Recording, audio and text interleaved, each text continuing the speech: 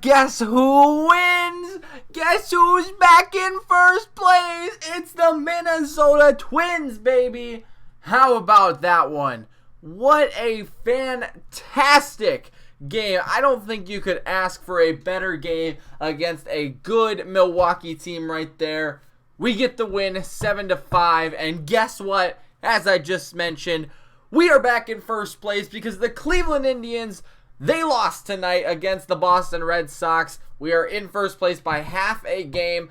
Boston was up 6-1. Cleveland comes all the way back, but they can't get the job done in the 10th inning. Boston gets the win. Jackie Bradley Jr. with the home run there. But let's talk about this game. Of course, that's why you're here. Well, maybe you're here for that Cleveland news. I'm sorry, Cleveland fans. You're back in second place. But we're back at first. We got to take care of our business, and that's what we did tonight. We get the 7-5 victory over the Brewers. Like I said, a very good Brewers team. We actually got out hit in this game. We made errors.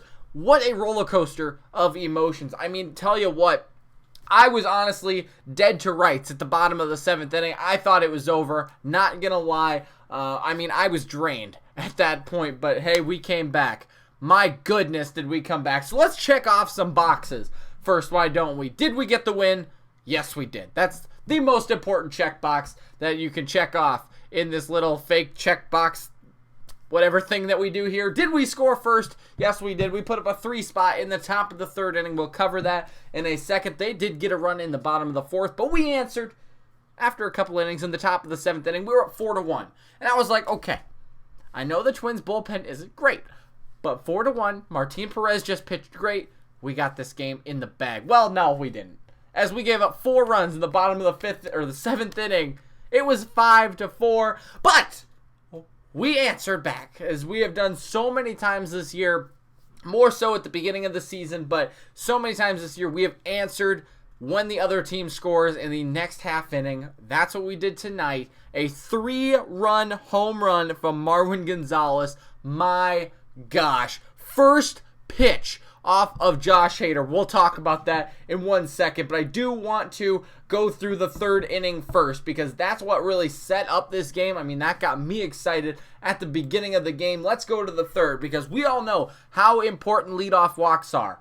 Max Kepler takes a leadoff walk at the top of the 3rd inning, and Mitch Garver makes him pay for it on the first pitch that he sees. 22nd home run of the season. It is gone, and he puts the Twins up 2-0. Polanco grounds out, but then Rosario walks. Nelson Cruz is not playing. I meant Miguel Sano. He singles, and then Luis Arraez. What a stud. Puts the ball in play and gets a run. Beats out a double play, or a double play ball, I should say. A run scores. It's 3-0. And, of course, we took the lead into the 7th inning where we added one more run. Marwin Gonzalez, who had just a freaking fantastic night, leads off the inning with a single, and A-Ray Adrianza comes in after a wild pitch, pinch hits for the pitcher at the time, which I think was it Martin Perez at that point, I think still. So comes in, doubles, and that was his 5th double of the year, probably his biggest double that he's hit this year, or one of them, puts us up 4-1. They did score in the bottom half of the inning. We'll talk about that in a second, but I want to talk about the home run that Marwin Gonzalez did in the 8th inning. Eddie Rosario doubles. Couple of pitches in, he was down 1-2, but his 19th double of the season, that was a great start to the inning. Miguel Sano walks, and again, you make leadoff walks pay. Nobody out, runners on 1st and 2nd. Here comes Luis Arraez, and he grounds out, or flies out rather, into left field. That was a little disappointing, not going to lie. My heart dropped a little bit right there, but then CJ Cron comes up. I'm like, okay, CJ Cron, you got a chance to redeem yourself because he has struggled a little bit. He had that good hit against Cleveland this past series, but he has struggled a little bit. He struck out. 2 outs. Here comes Marwin Gonzalez, and they pinch hit, or they make a substitution rather. We did not pinch hit. Nobody pinch hit in this situation because you didn't need to. Marwin Gonzalez at the plate. Here comes Josh Hader. He puts Marwin Gonzalez on the right-handed side, which is his better side. That was a mistake. 1 pitch. That's all it took.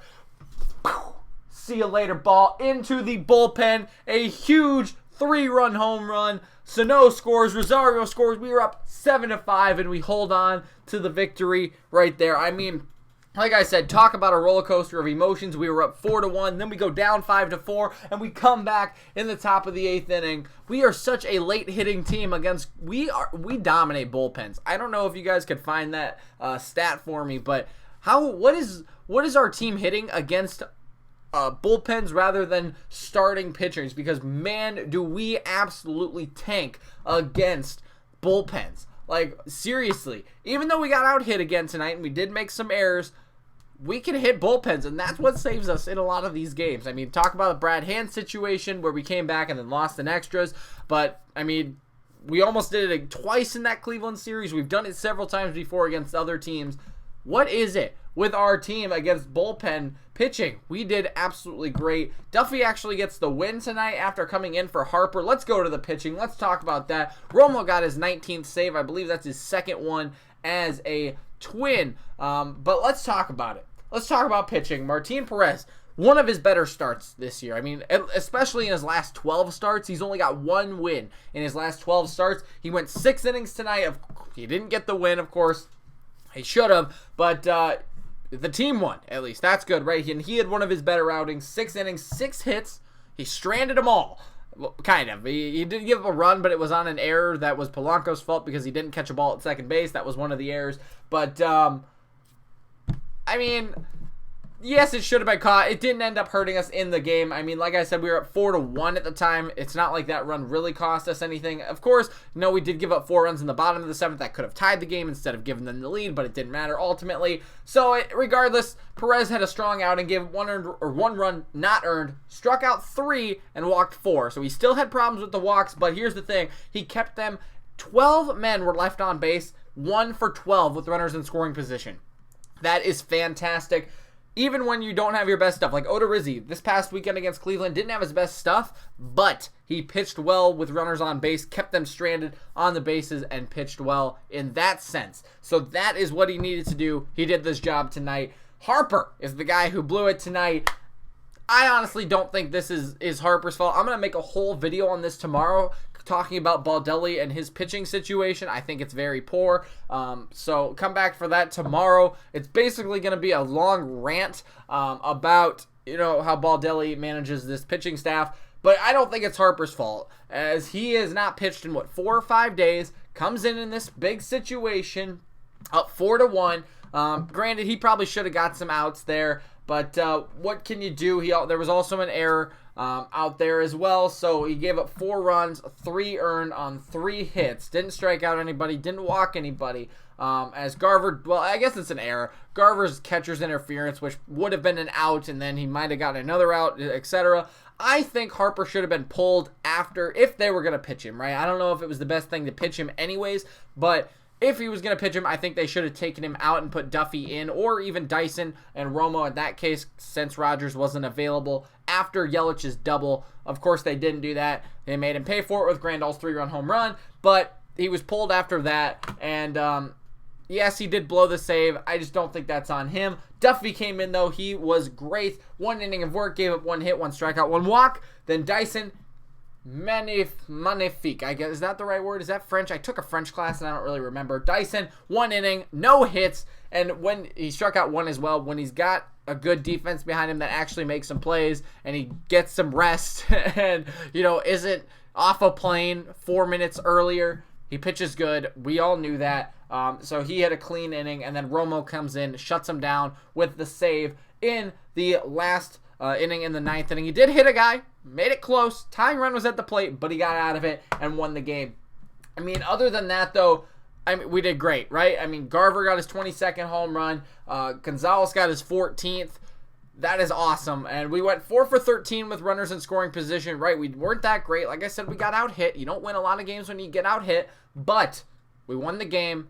We only left 7 guys on base, which isn't bad compared to their 12. But you know what? We won the game. And, of course, that's all that matters. Again, if you want to check off the boxes, did we score first? Yes, we did. Did we get more hits than them? No, we did not. But did we make it more errors than them? No, we did not. But did we win the game? Of course, that is what's most important. Yes, we did. And that is what matters. Again, Cleveland lost tonight. We won, back in first place. I don't think there's there's not a lot to critique about this game. Of course, Harper pitching a little bit better would have been ideal, but other than that, a clean game. We won the game. That's what matters. And now we look for the sweep tomorrow of this 2-game set against Milwaukee. Cleveland gets one more game, I think, against Boston.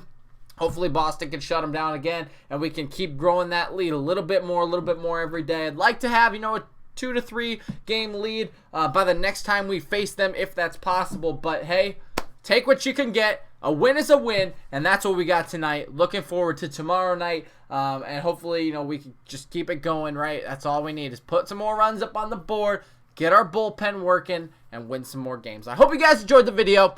Let me know what you guys thought about this game. I really hope you guys did enjoy it. Make sure to leave a like if you guys did enjoy the video. Make sure to hit that subscribe button as well. You can click, I don't think you can click this link, but hey, follow that link to the subscribe button. Turn on post notifications. And also, let me know you're here. I want to hear your comments down below. So thanks so much for watching. Make sure to leave a like, subscribe. Check out the other videos above my head, and we'll see you tomorrow.